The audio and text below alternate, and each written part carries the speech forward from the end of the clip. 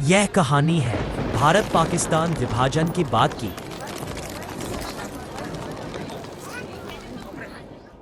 जब सिंधी समाज ने अपनी धरती छोड़ी और भारत की ओर चल पड़े, नई आशा, नई शुरुआत लेकर।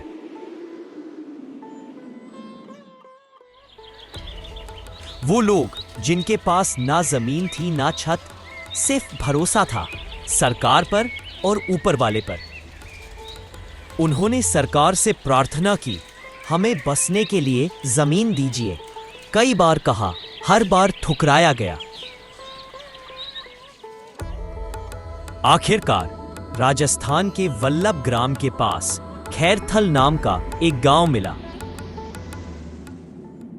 सरकार ने 16 बीघा जमीन दी, मगर जमीन बंजर, जहां सिर्फ पत्थर थे, ना मिट्टी, ना नमी, ना हरियाली। और उसी बंजर जमीन का भी 450 रुपए का मुआवजा देना था, जो उन लोगों के लिए बहुत भारी था।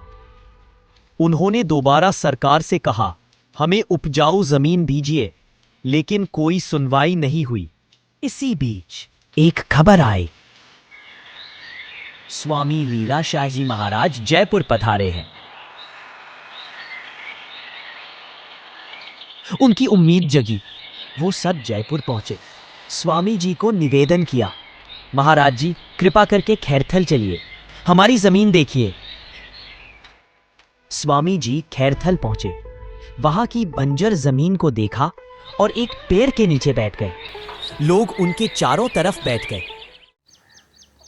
मुझे लग रहा है एक बार आपको आखिरी कोशिश करनी चाहिए। सरकार को जमीन का सैंपल दिखाना चाहिए और इसके बदले में अलग जमीन दी जानी चाहिए। लोगों ने स्वामी जी की बात मानी, सरकार को सैंपल दिखाया और आश्चर्य की बात, जिस सरकार ने उन्हें हर बार मना किया था, इस बार उसने हाँ कहा। कुछ लोगों को उपजाऊ जमीन दी गई। पर अब एक और समस्या थी, बारिश नहीं हो रही थी। लोग फिर से महाराज जी के पास पहुंचे। महाराज जी, आपके कहने से जमीन मिल गई, लेकिन बारिश नहीं हो रही है। यह सरकार से बड़ी सरकार परमात्मा की सरकार है। मेरा दिल कहता है यहाँ एक अच्छा शहर बस सकता है। उसके पास देर है लेकिन अंधेर नहीं। आप कोशिश तो करो। परमात्मा रूपी सरकार के कानों में बात जरूर जाएगी। बारिश भी आएगी, फसल भी होगी, बिजली भी आएगी, गांव भी बसेगा, परिवार सुखी भी होगा। लेकिन महाराज जी, ये सब कैसे संभव होगा?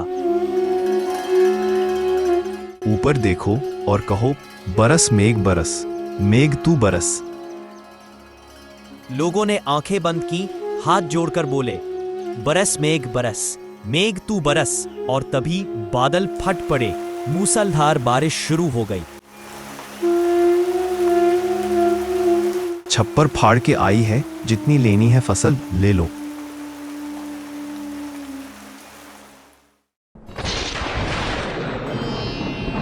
मगर बारिश अब रुकने का नाम नहीं ले रही थी। ओले भी गिरने लगे। लोग फिर से महाराज जी के पास पहुंचे। स्वामी जी सत्संग कर रहे थे, लेकिन लोगों का मन बाहर के ओलों में था। फसल की चिंता सत्संग से बड़ी लग रही थी। महाराज जी, अगर ओले फसल पर गिरे तो फसल पूरी खराब हो जाएगी। यह सत्संग चल रहा है और तुम ओले गिन रहे हो। चिंता मत करो, फसल पर ओले नहीं गिरेंगे। सत्संग पर ध्यान दो।